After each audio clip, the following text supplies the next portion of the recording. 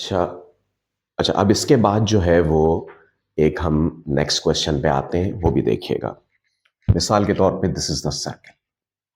ये मैं आपके सामने एक सर्कल बना रहा हूं और इस सर्कल का जो सेंटर है वो दोबारा मार्क किया ओ। आप एक बात नोट कर रहे होंगे कि सेंटर ऑफ द सर्कल इसमें बड़ा किरदार अदा कर रहा है, क्योंकि सेंटर ऑफ द सर्कल से ही रिलेटेड सारी बातें हैं। अब अगर मिसाल के तौर पे मैं यहां एक पॉइंट ले लेता हूं ए, इससे फर्क बिल्कुल भी नहीं पड़ता, आप माइनर आर्क को ऊपर भी ले सकते हैं। ठीक है, मैं इसलिए ले रहा हूं ताकि आपको सवाल समझने में आसानी हो जाए। ये आपका माइनर आर्क हो गया। आप हर मर्तबा एक बात नोट कर रहे हैं कि मैं माइनर आर्क को नीचे ले रहा हूं, इससे सवाल अच्छी तरह समझ में आ जाता है, वरना ये माइनर आर्क कहीं पे भी लिया जा सकता है, ये मर्जी होती है और एग्जामिनर आपको ऐसे दे भी सकता है। ठीक है। अच्छा, अब हुआ क्या कि मैं ओ से ए से ओ पर जाता हूं और बी से ओ पर, तो ये आपका सेंट्रल एंगल हो गया, क्योंकि दोनों ने ओ पर एक साथ फायर किया।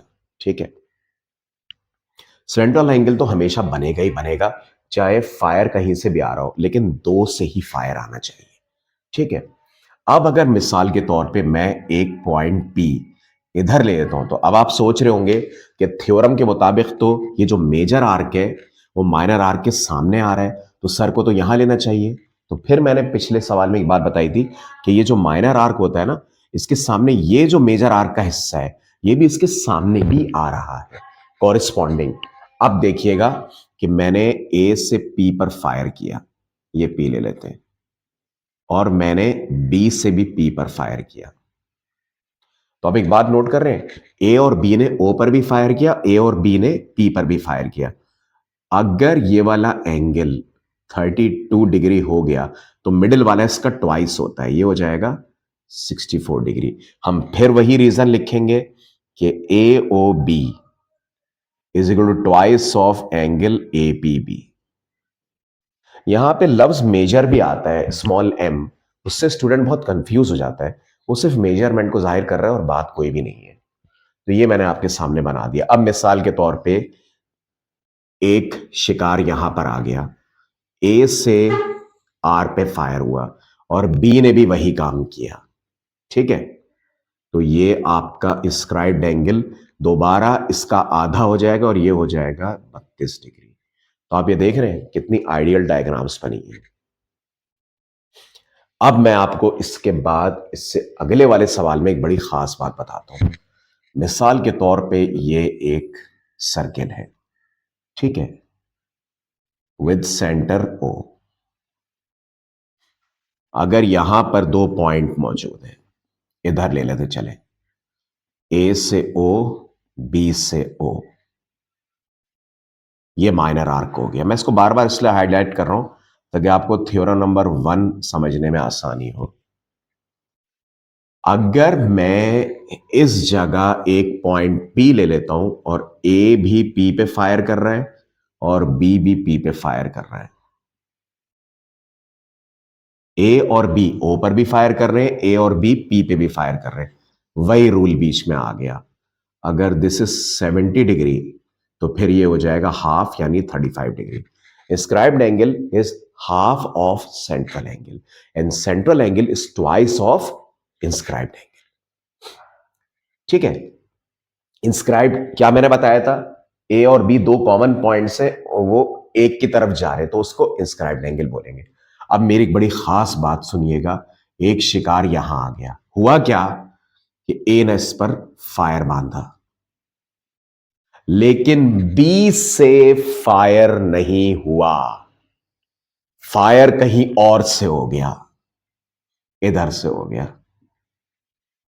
तो आपने एक बात नोट की, जब ए ने टी पर फायर किया तो फायर बी ने नहीं किया, कहीं और से फायर आ गया। उस सूरत में ये वाला इंस्क्राइब, देखिए ये इंस्क्राइब तो होगा क्योंकि देखिए ये दो पॉइंट से फायर तो हो रहा है। इन सेंट्रल एंगल ट्वाइस कब होता है इंस्क्राइब्ड के, जब दोनों शूटर ओ पे भी फायर करें और इंस्क्राइब पे भी फायर करें, तब ट्वाइस होता है। लेकिन आपने एक बात नोट की, ए ने टी पर फायर किया, बी ने टी पे फायर नहीं किया। अगर बी टी पे फायर करता तो तब ये बी 70 का आधा हो जाता। टी पर फायर कहीं और से आया, तो अब ये इसका सेंट्रल एंगल का हाफ नहीं होगा। ये आप लिखेंगे कि angle P A P T A, angle P T A is not the half of AOP. ये एक नई कंडीशन बन गई। इसको समराइज करता हूं, इसके बाद एक और बड़ा इंटरेस्टिंग सवाल आएगा। ए और बी अगर ओ पे फायर कर रहे हैं और ए और बी भी पी पर फायर कर रहे होते, तब ये इसका आधा होता। लेकिन आपने एक बात नोट की, गौर सुनिएगा। ए ने पी पर फायर किया और बी ने भी पी पर फायर किया और ये दो ओ पे भी फायर कर रहे थे, तब ये इसका आधा हो गया। लेकिन आपने एक बात नोट की, ए ने जब टी पर फायर किया तो बी की बजाय पी ने कर दिया, तो तब ये वाला एंगल सेंट्रल एंगल का हाफ नहीं होगा और ना ये इसका ट्वाइस होगा, क्योंकि एंगल की डायरेक्शन बदल गई ना। ठीक है, इंस्क्राइब्ड एंगल तब भी बनेगा, क्योंकि इंस्क्राइब्ड एंगल कब बनता है, जब दो पॉइंट से एक की तरफ लाइन जा रही होती है। तो सेंट्रल एंगल की मौजूदगी इंस्क्राइब्ड के लिए जरूरी नहीं है। मैं अब आपको इसके बाद एक और सवाल कराता हूं, देखिएगा। उस सवाल में आपको कुछ रीजनिंग बताऊंगा। मैं इसको हटा देता हूं। अब मैं आपको इसके बाद इसकी कुछ रीजनिंग बताता हूं। ये सब मैं मिटाकर आपको बताता हूं कि सिचुएशन किस तरह की अब बनने जा रही है। ठीक है, तो आप ये जरा देखिएगा कि अब मैं कैसा एक सवाल डेवलप करता हूं। ये देखिएगा, मैंने एक सर्किल बनाया विथ सेंटर ओ। अब देखिएगा, ये ए हो गया, ये बी हो गया, ये माइनर आर्क हो गया, इससे ओ की तरफ फायर गया, इससे बी से इधर फायर किया, ये हो गया सेंट्रल एंगल। अब देखिएगा, यहां मैं बना लेता हूं इंस्क्राइब्ड एंगल। ठीक है, और एक कॉर्ड भी बना देता हूं। सॉरी, थोड़ा सा ये आउट हो गया है, कॉर्ड बना दे। ये मैं कॉर्ड बना देता हूं, इसको इससे ज्वाइन करें। ठीक है, और इसी को इससे ज्वाइन करते हैं। ये सेंट्रल एंगल हो गया। अब मैंने देखिए कॉर्ड बना दिया। एक बड़ा दिलचस्प सवाल, इफ दिस इज 80 डिग्री, हमें यह मालूम करना है। इस सवाल को बहुत ज्यादा गौर से देखिएगा और ये Z भी मालूम करना है। जो इसकी दूसरी वीडियो होगी ना, उसमें आप देखिएगा कि एक और कैसा जबरदस्त सवाल आएगा। तो हर कोशिश कर रहा हूं कि हर लिहाज से सवाल करवा दूं ताकि आपको कोई मुश्किलात का सामना ना हो। अब देखिएगा इसको, देखें, ये बात तो बड़ी आसान हो गई कि ए और बी ओ पर फायर कर रहे हैं और ए और बी जेड पर फायर कर रहे हैं। तो जो जेड होगा वो आपका 40 डिग्री हो जाएगा। जेड तो आपका 40 डिग्री हो गया। ठीक है, ये जेड हो गया आपका, क्योंकि वो उसका हाफ है। ये तो चले बात, और रीजन वही लिखेंगे आप। मैं दोबारा लिख देता हूं कि A O B is twice of angle A P B. ये तो बात यहां आकर खत्म हो गई। अब सवाल बता है कि सर, अगर किसी तरह हमें दो मालूम होते तो हम 180 से माइनस करके तीसरा मालूम कर लेते। देखिएगा इस सवाल में क्वालिटी क्या है। आप एक बात नोट कर रहे हैं कि हमें छोटी क्लासेस में रेडियस पढ़ाया जाता है। ये देखिए, ये ट्राइंगल बन गया। ये देखिए, ट्राइंगल ओ ए बी। इस ट्राइंगल को गौर से देखिएगा, ओ ए बी, इसको किसी तरह भी रीड कर सकते हैं। ये ट्राइंगल है। अब इस ट्राइंगल की यहां को सेंटर से लेकर यहां तक जो ये वाली लाइन जा रही है, क्या मैं इसको रेडियस कह सकता हूं? ये रेडियस है ना, ओ ए रेडियस हो गया ना। सेंटर से सर्किल के एक पॉइंट तक फासला रेडियस कहलाता है ना, तो ओ ए रेडियस हो गया। अच्छा, अब एक और बड़ी दिलचस्प बात, तो इसका मतलब है कि ओ बी भी रेडियस होगा, क्योंकि ये भी देखिए सेंटर से लेकर एक पॉइंट तक फासला, तो ओ बी भी रेडियस हो जाएगा। O B is equal to radius. एक ही सर्किल में दो रेडियस अगर बन रहे हो या 50 रेडियस बन रहे हो, वो हमेशा बराबर होते हैं। तो इसका मतलब है कि ओ ए की लेंथ ओ बी की बराबर है, और ओ ए ओ बी इत्तेफाक से ट्राइंगल की साइड्स भी हैं। क्या है? इत्तेफाक से ट्राइंगल की साइड्स भी हैं। नोट किया आपने एक बात?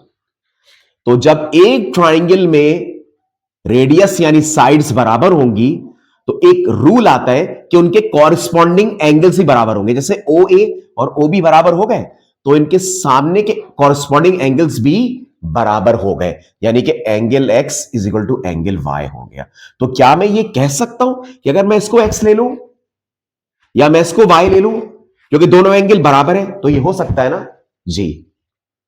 तो मैं एक काम करता हूं, जब ओ ए और ओ बी रेडियस होने की वजह से बराबर है और ये ट्राइंगल की दो साइड्स भी हैं, तो इसका मतलब इनके नीचे के एंगल यानी correspond, when the two opposite sides are equal the corresponding angles are also equal.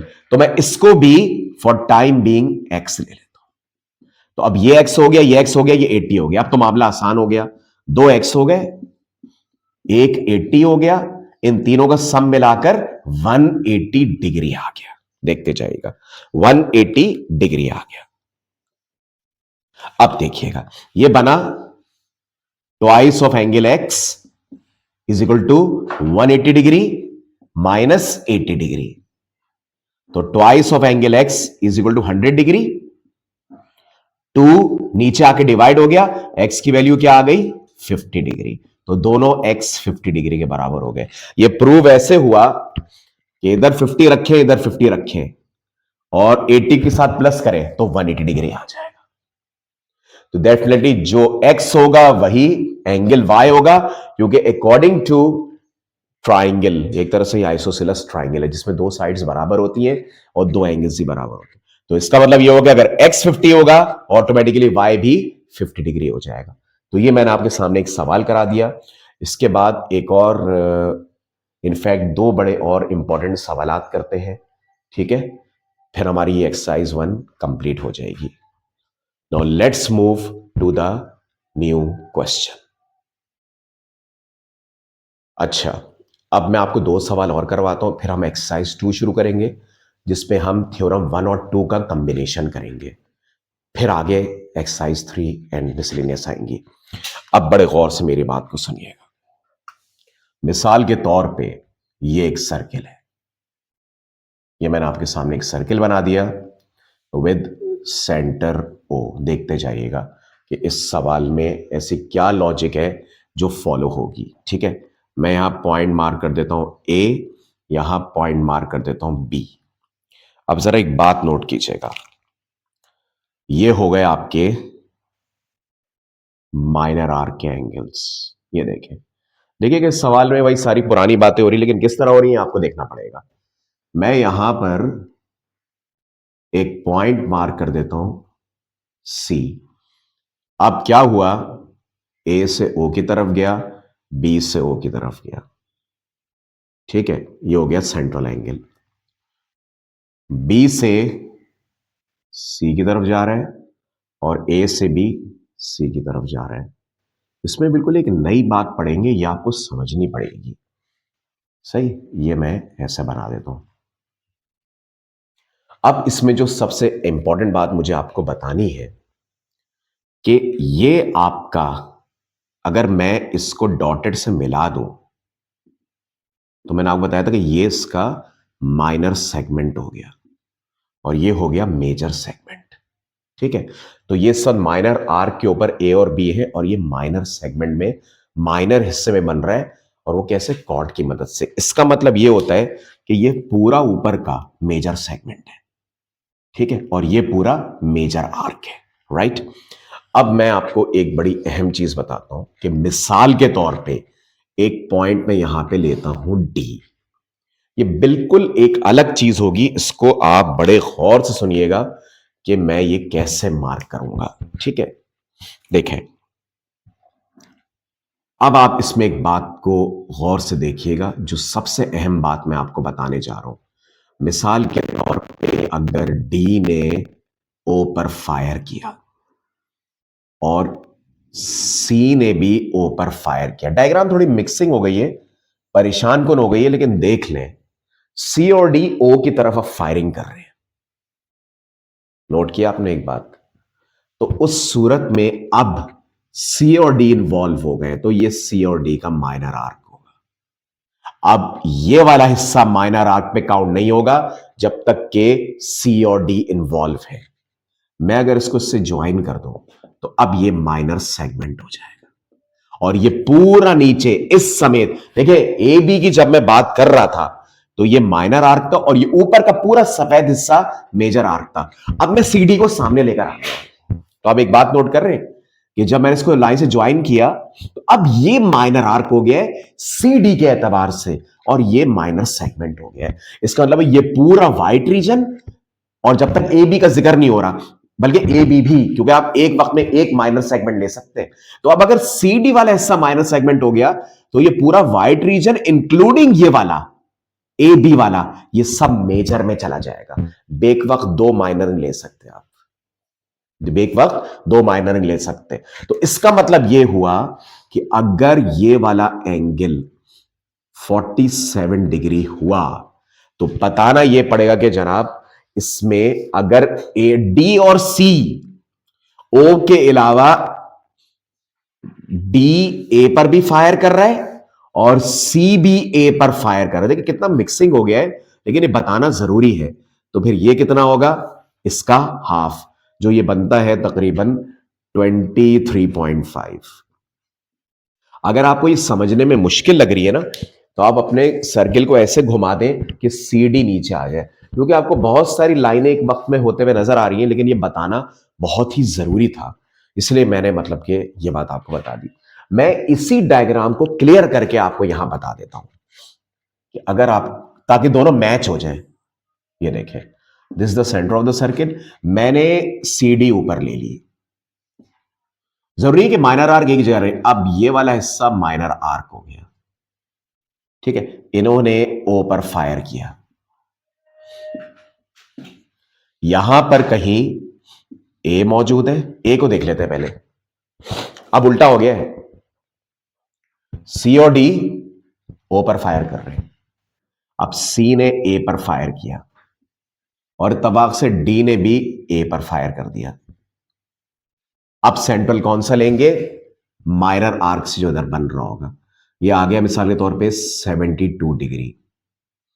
अब सी और डी अगर आप उल्टा चेक करें तो ओ पे भी फायर कर रहे हैं और सी और डी ए पर भी फायर कर रहे हैं। अगर परेशानी हो रही है तो कॉपी को ऐसे घुमाइए कि सी डी इस जगह पर आ जाए, ठीक है। तो ये अब आपका, अगर मैं बना, अब ये देखिएगा बड़े गौर से, ये आपका माइनर सेगमेंट हो गया।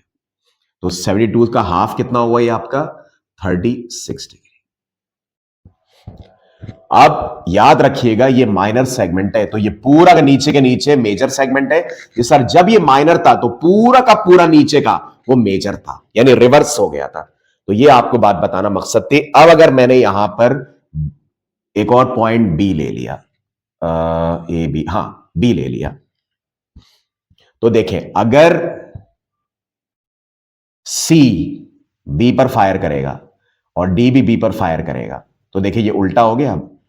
अब उल्टी फायरिंग हो रही है सामने से, तो अगर मैं इधर डॉटेड करके बना के इधर शेड कर दूं तब भी सी डी माइनर रहेगा, माइनर सेगमेंट रहेगा, और ये पूरा मेजर में जाएगा। जब तक सी डी की बात हो रही है ये पूरा माइनर आर्क और माइनर सेगमेंट है, और ये पूरा नीचे का मेजर सेगमेंट होगा। लेकिन हां अगर मैं ए बी की तरफ चला गया तो फिर ए बी माइनर सेगमेंट होगा और ये पूरा ऊपर का सी डी मिलाकर मेजर सेगमेंट होगा। कहने का मतलब यह है कि माइनर और मेजर आप ऊपर से और नीचे से लेंगे, लेकिन एक वक्त में एक को लेंगे।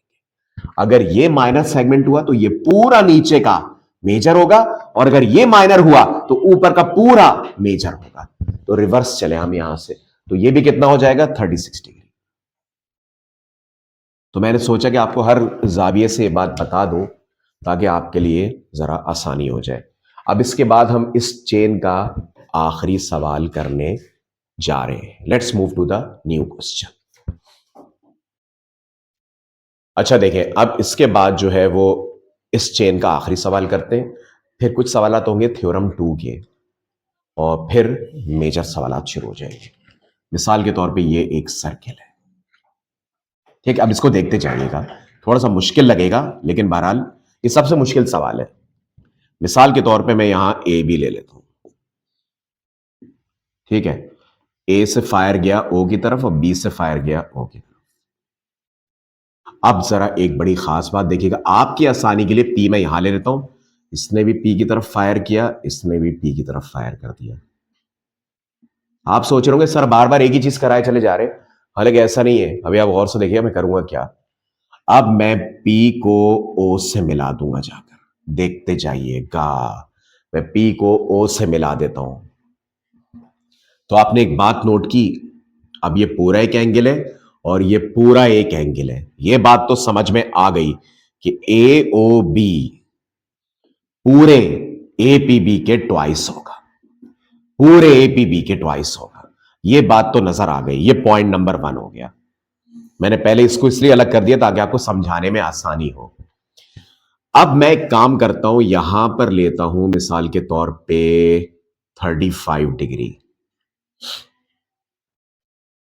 ठीक है। और यहां पर ले लेता हूं मिसाल के तौर पे 47 डिग्री। देखते जाइएगा। सर ये कैसे हो सकता है, क्यों नहीं हो सकता? अगर मैं बी को यहां ले आऊं तो बी का पी से फासला और ए का पी से फासला कम हो जाएगा ना, तो वो खुद ब खुद एंगल भी बदल जाएगा, ठीक है। तो जरूरी नहीं है कि ये मैं तोड़ दो। आप ये मत समझिएगा कि ये पी बिल्कुल इसके मिड से आ रहा है, जब तक एग्जामिनर ये बात ना बताए, ठीक है। अब आप बड़े गौर से एक बात देखिएगा कि अब मैं आपको जो बात बताने जा रहा हूं, आप ये सब बना लेने के बाद अपनी कॉपी को ऐसे देखेंगे कि जब आप कॉपी को घुमाएंगे तो ए और पी आपके सामने ऐसे आ जाएगा, यानी आपके आई कांटेक्ट के बिल्कुल सामने आ जाएगा ऐसे, ठीक है। तो जरा एक बात नोट कीजिएगा कि ओ से पी तक रेडियस है और ओ से ए तक रेडियस है। इस रेडियस के नीचे अगर 35 है तो खुद ब खुद इस रेडियस के नीचे भी कितना आ जाएगा, 35 डिग्री।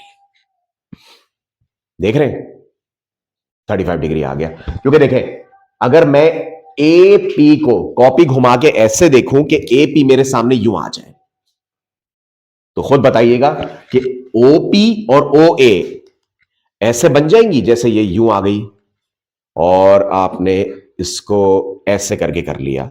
मिसाल के तौर पे ये नीचे वाली जो है वो लाइन वो ए पी है, और ये वाली लाइन जो है जो दाएं बाएं वाली है वो आपकी हो गई ओपी और ओ ए। तो इस सूरत में अगर ये 35 होगा तो ये भी 35। सेम यहां पर भी हम यही काम करेंगे कि अगर ये 47 होगा तो ये भी 47 डिग्री हो जाएगा। अवर रिक्वायरमेंट इज एक्स। और एक बात और, हमारी रिक्वायरमेंट ये y भी होगी और हमारी रिक्वायरमेंट ये z भी होगी। अब देखिएगा, ये पूरा एंगल इसका ट्वाइस होता है, तो 35 प्लस 47, पहले पूरा इंस्क्राइब निकाल लेते हैं। A P B, A P B 35 plus 47 plus 47 degree. बहुत क्रिटिकल क्वेश्चन है ये। तो ये बनेगा आपका 82 डिग्री। तो दैट मीन्स ये वाला एंगल इसके हाफ होता है, ये ट्वाइस हो जाएगा। तो दैट मीन्स के ए ओ बी 82 प्लस 82 ट्वाइस होता है ना, या ट्वाइस ऑफ 82, ये बनेगा आपका 164 डिग्री। दैट मीन्स कि ये x आ गया 164 डिग्री। अब बताइए वाई जेड क्या होगा। आइए y निकालते हैं। y इस ट्राइंगल में आ रहा है, 35 plus 35 plus y, 35 plus 35 is equal to 180। ये मैं y निकाल रहा हूं इस ट्राइंगल से। दो एंगल पता है, उन दोनों को प्लस करके 180 से माइनस कर दें। कितना आ गया ये 70, तो y आ गया 110 डिग्री। तो y आपके पास 110 डिग्री आ गया। अब आप z की बात करेंगे। z इस ट्राइंगल में आ रहा है, 47 प्लस 47 प्लस z। ये देखिएगा, ये जनरल कैलकुलेशंस है। ये देखिए मैं यहां कर देता हूं z का, z plus 47 plus 47 is equal to 180। z is equal to 180 minus 94 degree. ठीक है, तो z आपका आ गया 86 डिग्री। सही है। अब इसमें हम एक काम करते हैं, वो मैं आपको बता देता हूं। ये पूरी सर्कुलेशन अगर चेक करनी है कितना डिग्री बना रही है, तो ये बना रही है y z और 1x का मिलाकर 360 डिग्री, है ना। जब आप y को z को और 164 को प्लस करेंगे तो ये 360 डिग्री आ रहा होगा। तो ये मैंने आपको मेजर सवाल करा दिया। सवाल तो करवाने को बहुत सारे, लेकिन लोग बहुत घूम जाएंगे ये हो क्या रहा है और हम करेंगे क्या। सारे कॉन्सेप्ट्स वैसे ही जा रहे हैं, वो ऐसे कोई मसले की बात नहीं है। ठीक है ना। तो ये मैंने आपको ट्राइंगल का एक रूल बता दिया और आगे चल के इसके मच एडवांस क्वेश्चन करेंगे। इसके साथ ही एक्सरसाइज 1 कंप्लीट हो गई। अब हम एक्सरसाइज 2 की तरफ जाएंगे। बार बार इस वीडियो को देखिएगा। वीडियो अच्छी लगे तो लाइक एंड सब्सक्राइब जरूर कीजिएगा। अल्लाह हाफ़िज़।